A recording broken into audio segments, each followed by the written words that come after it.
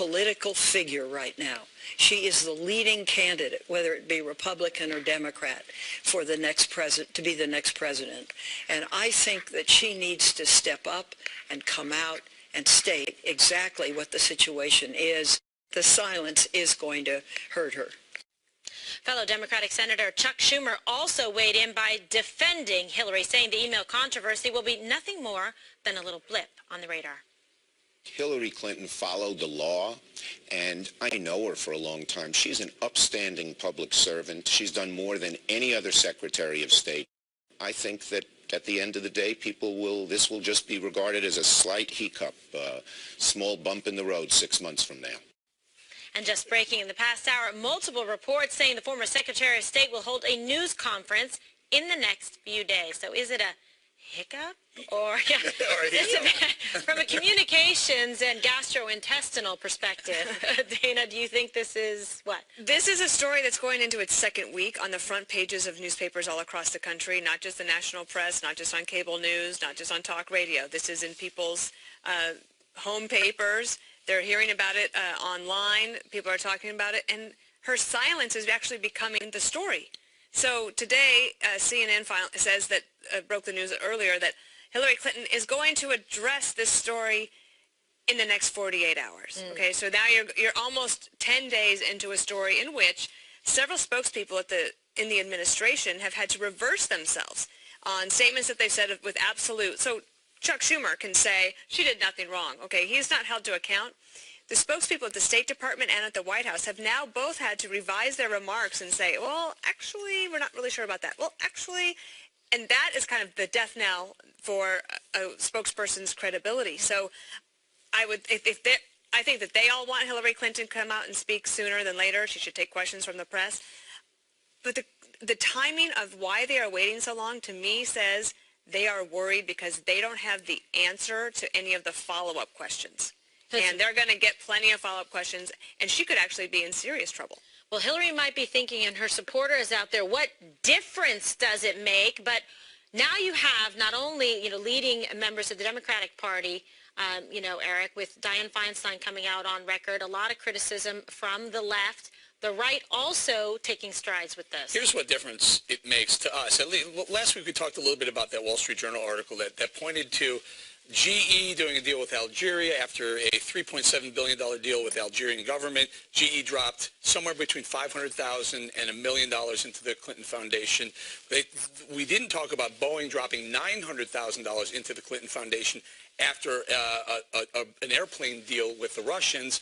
We didn't talk about the 60 other companies who lobbied the State Department under Hillary Clinton who made donations to the Clinton Foundation. Look, there was a new one that circulated today, a bond offering for a mall in upstate New York. A developer got a bond offering, a tax-free bond offering, and a road built.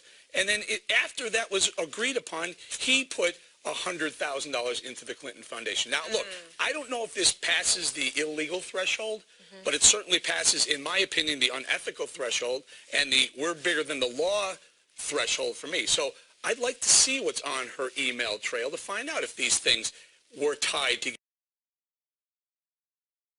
if they were a pay-for-play deal. And again, I'm not claiming it's illegal. I think it would be. Not sure. I'm not a lawyer, but it certainly doesn't smell right. Okay, so it's objectionable from a buyer.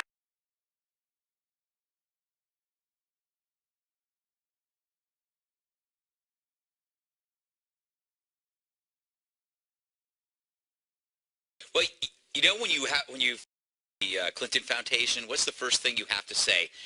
It does good work. So before you're about to go after it, you have to say it does good work. And knowing the Clintons, that's the strategy for the Clinton Foundation, using a charity as a shield for other behaviors. In cycling, it's called drafting, which is, by the way, what Lance Armstrong did with his charity. People tend to overlook the bad things, but her strategy right now, taking shape, it's about gender and it's not about expertise. You can't count on her competence, but the Democratic Party can count on her chromosomes. This is a party that has been effective by being the first black president. It feels good when you vote for the first black president. They're counting on people, never mind her incompetence, her weirdness. It feels good voting for the first woman. and she's going to ride this gender inequality thing. That's going to be her armor. The moment they hit her on 63 cents on the dollar that she paid her own employees, it's going to fall apart. The real sexism are the people that are defending her as an elderly woman who doesn't know better when it comes to email. If that's the case, if they think that this poor little old lady doesn't know how to send an email, then clearly she might fall for a Nigerian email. She shouldn't be in the White House. And no person would use that as a defense for a male candidate. So it's pure sexism. Yeah, well, now you're disappointing me because I thought I was going to be able to, I pre-ordered the commemorative Franklin plate and the coin with the first female president. All right, so what do you think? I mean, you're seeing now very strong vocal opposition to not only what you have called influence peddling with the Clinton Foundation, but now you have this. These are both really problematic from an ethical perspective and otherwise. How do you handle it from the Democratic Party if this is your candidate, like Feinstein says? She's the front runner, whether it's a Republican or Democrat. Exactly. She's a front runner for everybody in the 2016 cycle. So I think that's why you're seeing Feinstein saying what she's saying. I think that's also why you're seeing, this is really interesting to me, the Obama team, the Axelrods, the Gibbs, we've seen some of them come out and say, hey, you know what, she broke the rules. Nobody's saying so far, despite all the speculation at this table, that she broke the law. But it is a matter of entitlement, and as you were saying, you have questions. What did you say? Ethical? Well, does it pass the unethical test? I think the smell test, the unethical test, and certainly I'm above the law and I don't need to explain myself. Okay, but how many politicians do we all know who think they're above everybody anyway? So I don't. But anyway, you know what it says to me is Republicans are just they're going out of their minds over Hillary because she is so far the strongest candidate. And I must tell you, there was a Pew poll that came out today. It said 34% of Republicans paying intense attention to this story. Only like 16% of Democrats. So Hillary Clinton's not losing any Democratic votes over this. Oh wow, they not got at to you, all. Juan. They got. Pew got to. What about the countries that she's dealing with? So she's dealing on behalf of U.S. corporations, and that's fine.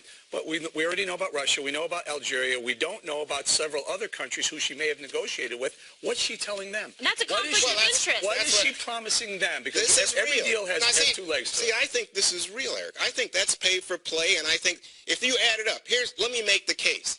The book rollout, right? When she says we're poor, right? Dead broke. Then you have the foundation, and to me it looks like, quid pro quo, pay to play. Hey, you got to watch that because you don't want foreign countries buying an American president, right? That's the Manchurian candidate. And then the third thing would be this email scandal, right?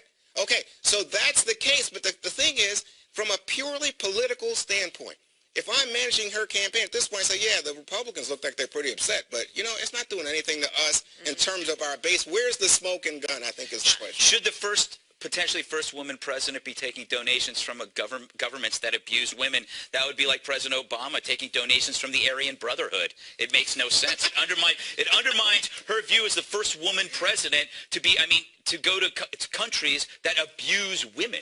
You are so sensitive to I know, it's the way you care about women. I don't know. I think you're being sarcastic. Regardless of gender, this is a huge problem. Whether this was the front runner that was a male that had it all lined up and, for 2016, this is an issue. This is an issue of credibility, of integrity. It should matter regardless of your political stripes. And I want to take a listen to this because Trey Gowdy, he's on it. He's got the scent on this and he's not going to give up.